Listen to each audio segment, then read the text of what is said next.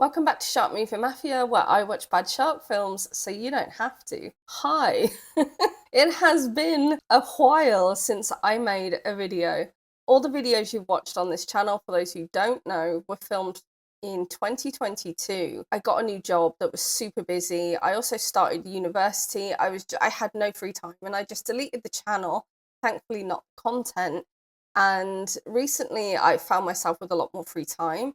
So I thought, hey, why not bring the channel back? It has lived rent-free in my head the entire time. And here we are. Hello. Hi. So today's film is Atomic Shark. This film is so cool. I love this film. This is up there with Sharktopus for me. I'm not even joking. It's just fun. Let's crack on. Roll clip. We open with a really cool title screen that kind of reminds me of like 50s horror movies. Now we get our first character. A man who I can only call Bargain Bin Quint is riding around on this little boat with like a water skier attached to the back of his boat. Now, you'd be forgiven for thinking, oh, he knows her, or maybe that's his job and he takes people out in the ocean. He never does this again. Not once. It doesn't seem to be his job, and I have no idea who this woman is. She's just there. And nice and early, we get a great shot of our Jawsenheimer shark, which comes out of the water with a spicy hot red fin. She dies, basically. It's very unceremonious and honestly could have been a bit better.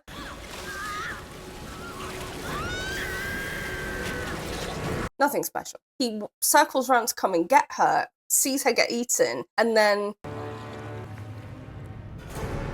Oh, that's nasty. Oh, that's so nasty. Yeah. Now, like any full-blooded American, he just dumps her body in the ocean when he realizes her legs are missing and goes off to land to find help. We now get our next character. He looks odd. I don't mean that as an insult, but he literally looks what I imagine AI would generate if you asked it to make a baby between Chris Pratt and James Franco. I can't be the only one who sees that. Anyway, he's got this like knee support bandage on, but everybody calls it a cast when it's visibly not a cast. His leg is not broken. I don't know why he's wearing it, because he can swim, he can run, he can stand up, and it never seems to impede anything he does. So forget that it's there. It's not important. So he gets radioed by his co-worker and the other main character in the film, who is also an environmental science major, because of course we know the rules about these movies. The women are always the scientists, okay? So she's radioing him about all these dead, burned, janky-looking fish on the shore. A herring this time. Yummy. That's 20-something in 2 weeks. I think we have an environmental event going on. And he thinks it's someone playing pranks on her. He doesn't believe that there's a problem. And she doesn't really have any argument against it. So she just kind of says, maybe, and leaves it at that for now. And all of a sudden, this woman starts to get a cramp. No, I got a cramp. She's not important at all, this woman, but what is she doing? Cramp. She sounds like she's giving birth. Cramp. Cramp. Cramp. Acting. The only reason for this is so that we can introduce the fact that there is a drone in the movie. All that was for was just to literally show you that the drone exists and then give an excuse to introduce one of the kind of antagonists in the film.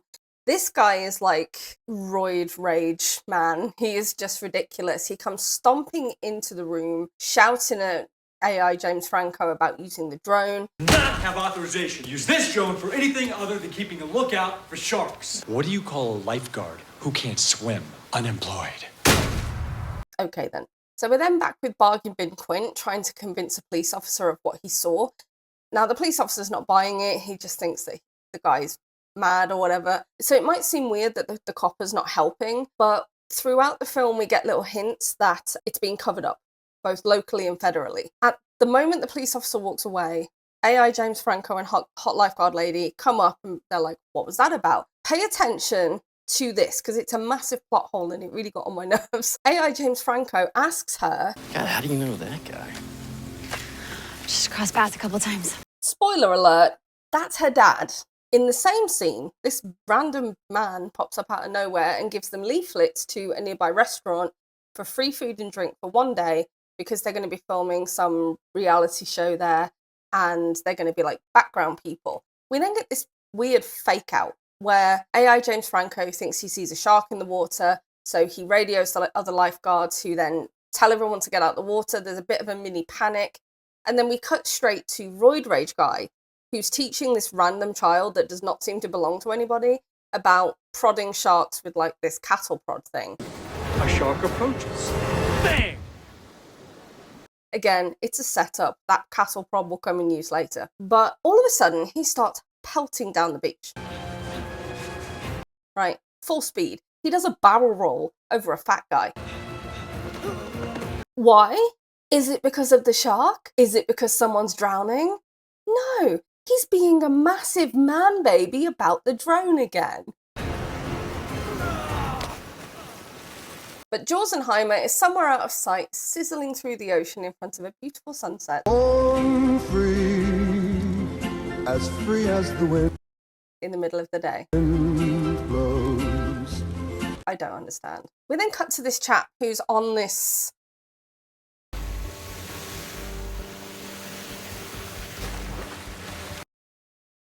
What even is that? I want to do that. He's doing that. And Jorzenheimer leaps out of the water and eats some guy on a jet ski that... I don't know who this is. And then he jumps through a Burning ring of fire, and eats the guy on that, whatever the fuck that is. and it burns, burns, burns. The drone caught all this on camera, but note that it's not the drone, it's a drone belonging to someone else. All of a sudden, AI James Franco shows up back at the main lifeguard hut with two YouTubers, I guess, who are doing this climate crisis show. Troy and Felice Henley. Hi. But that's it, that's all we know about them. I don't know how he found them, and I don't know when he got in touch with them. And they manhandle hot lifeguard lady into a chair. The woman randomly just kisses her. I don't know why she did that. Okay. You guys are here. You look great. They start interviewing her about, the various weirdness going on, the dead fish and the so-called sights of this shark that apparently have been seen, but no one seems to know about or talk about. And they claim there's a cover-up by the government and everything. Bargain Bin Quint is nearby, riding his boat at full speed. I don't know why. He's by himself and he's not doing anything. But okay, go for your life, Quint, have fun. There's a couple of parasailers having a good time, and the people on the boat are incessantly waving at them. This goes on for so many minutes. They're just waving constantly. I don't know why. The lifeguards notice what seems to be a dead or unconscious child in the water. It's that child that doesn't seem to have any parents. And Bargain Bin Quint, who happens to be nearby, pulls him out of the water. So it turns out the kid is just a little bit of a pervert. Whoa, take it easy, man. And is hoping that the Valley Girl lifeguard, who has the worst vocal fry in the history of vocal fry, does mouth to mouth on him. So we're back with the parasailers, who are still waving at each other. The parasailing couple finally spot Jorzenheimer in the water, and they start screaming about it, but nobody pays any attention until it literally jumps out of the water and kills this poor gormless man who's just smiling away, having the time of his life. This scene is chaos. It is pure, unbridled chaos, and I love it so much. AI James Franco runs out into the sea, ignoring the fact, of course, that he's injured and in a so-called cast and can't go in the water, but now he's running, swimming, he's fine. So the fire on the boat, which by now has cooked everyone aboard, eventually catches onto the paracord holding the sailors up in the air. This is brutal. They basically go up like a couple of sausages left too long on a barbecue. 10 out of 10, no notes. Also, I don't know why Bargain Bin Quint rode over there when he saw all this happening, because he did nothing. He did absolutely nothing. He just pulled up and watched.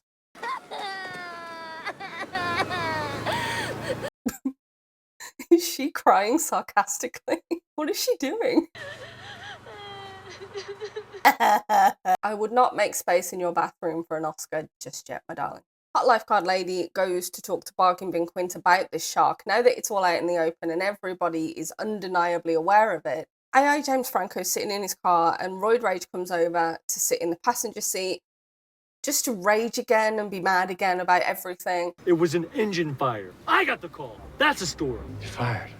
When he fires him, you know how like in cop movies where someone gets fired and they'll say, turn in your gun and badge, and it's a really dramatic, like, taking the gun out, it's like a shameful display of handing back your police things.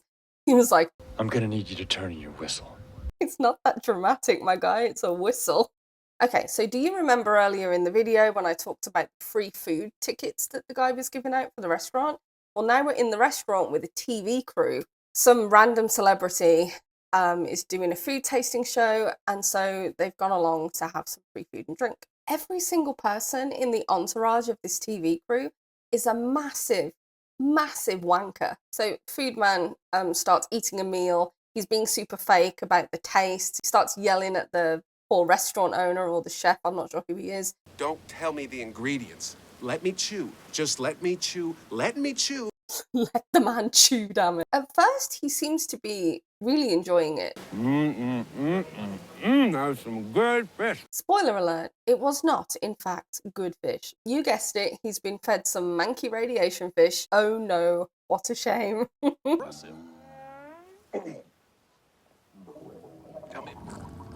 This whole scene is honestly probably one of the best non-shark deaths in a shark movie I've ever seen. It's so much fun and it's different. It's obscene, but it's different.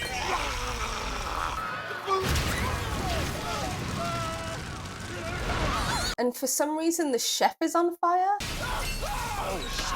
I don't know why. I'm very confused about that. So the two lifeguards realise that if they're going to get anyone to believe them, they're going to have to put this out on the internet. So do you remember the drone filming Ring of Fire guy? Remember also when I said that I thought it was AI James Franco's drone?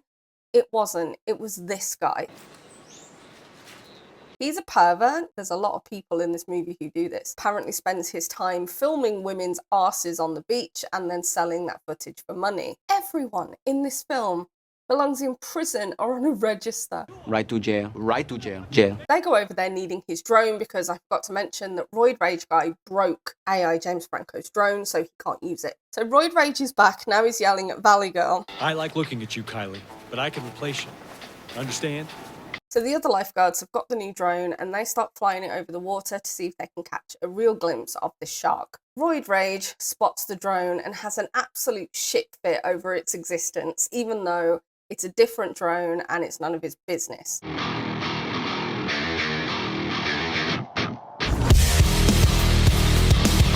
We're back with the weird kid that doesn't seem to have any parents or school or responsibilities or anything. He's buried himself in sand and has asked Valley Girl to take some photos. He's so weird, but also she's weird for indulging it. What the fuck? I keep expecting Chris Hansen to pop up and ask her to take a seat. So by this point, Roid Rage guy is at the cabin, like I mentioned, and he's yelling at them saying there's no damn sharks in the ocean, right before, like seconds before being called away by a shark warning.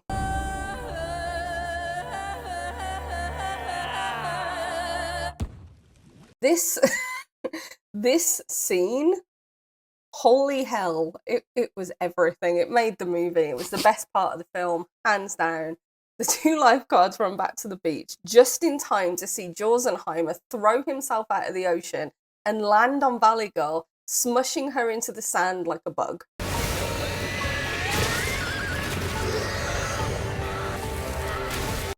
Well, it's better than prison, I guess. This is where we get our first hint that the ocean is in fact keeping the shark cool.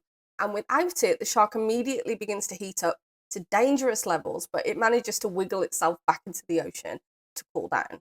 So Hot Lifeguard Lady goes back to Bargain Bin Quint. She basically begs for his help and says, I need to blow your boat up. Can you please help me? Well, I'm sorry to hear that, but you'll have to find yourself another captain. Dad! When do you want to leave? Plot hole. AI James Franco calls him Captain Dad. when he shows up. But he didn't know that at the beginning, if you recall. And we never see her telling him, and that's it. It's like he's always been aware of it. It's a bit odd. I don't know why they did that. So they set out in two boats. You've got Quint's boat, and then you've got this little speedboat, which AI James Franco and the man of the YouTuber crew go out on. And the whole goal is to lure the shark to this island, which is like 20 miles off the coast, get it on land, and make it blow up. But, of course, Jorzenheimer shows up early and starts chasing them. How can a shark move that fast? We gotta slow this thing down! And then, oh, I forgot as well, Drone Guy is also in the little speedboat. He throws a tank directly into the shark's mouth. He dies, flops into the water, dead. This whole time, AI James Franco's been shoveling chum into the water to try and lure the shark. Now, I don't understand this next part, but good gravy, that is a lot of sharks. All of a sudden, there's just sharks everywhere. This becomes like a scene of like, let's try and sail through this without getting knocked over by a shark. And naturally, one of the sharks jumps out of the water and knocks the man from the YouTuber gang into the water. He doesn't get eaten by the shark, he just gets knocked off the boat by it. And all the other sharks completely ignore him. He swims back to the boat, and just before he can get back on board, Jorzenheimer comes. Dead. The engine is toast. It's literally on fire. And so they go to Bargain Bin Quint's boat to get a random spare engine and propeller that he has on board. YouTube lady is really mad that her boyfriend's dead and keeps trying to light the dynamite on the ship. Please, the hell off me, please!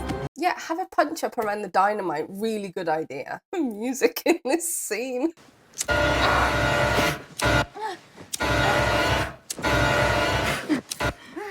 The fight kind of fizzles out, and just as she's about to get up... But wait! There's more! I cannot lie, that death surprised me. I was not expecting him to die in such an unceremonious way. Again, just to go back to Sharktopus, Eric Roberts' character, he died in a bit more of a dramatic way. He got to give a little speech before he died.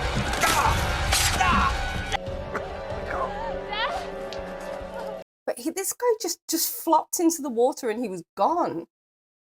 Did his contract run out? Did he get fired? Like, what? All of a sudden, Hot Lifeguard Lady is just offering to essentially blow herself up for the sake of the cause and to make sure that the shark dies. I'm gonna have to get in the water to start that engine. Can you fly that thing into... He's biting that wire like a puppy because no one thought to bring a knife. So the plan to blow up this shark relies on him splicing this wire and then at the opportune moment plugging it into the battery and making the dynamite blow. So she starts propelling herself on this makeshift engine underwater, riding it like some kind of horse towards the shark in the hopes of like dynamiting it when she gets there. But just as she's about to collide with the shark in a dramatic display of nuclear fireworks, I love you, Gina! he buggers it up and lets go of the wire. Oh, that's not good. So AI James Franco gets this drone with like a chum bucket attached to try and lure the shark away from her so they can get it towards the island. Oh, this film is nasty. Everyone in this film is so eager to die. Also, question. So she swims and manages to get all the way to the island, and indeed it chases her onto shore. Why it can't get itself back into the ocean now, I don't know. She kind of runs back round, jumps in the ocean again, swims back to the boat, and then suggests that they blow a couple of the oxygen tanks to propel them away from the scene. But here's a fun fact. Bargain Bin Quint said that Jorzenheimer would explode with a blast of 1 megaton. That means you'd need to be 4 miles out to be away from the immediate blast radius. You'd need to be about 7 miles out to avoid the shockwave that comes after it. The fallout, however, would spread 100 miles, meaning their plan to save the LA coastline would only work in the context of the actual explosion, but the problem, which is the radiation, they've done absolutely nothing because everything within 100 miles is now going to die. Yes, science!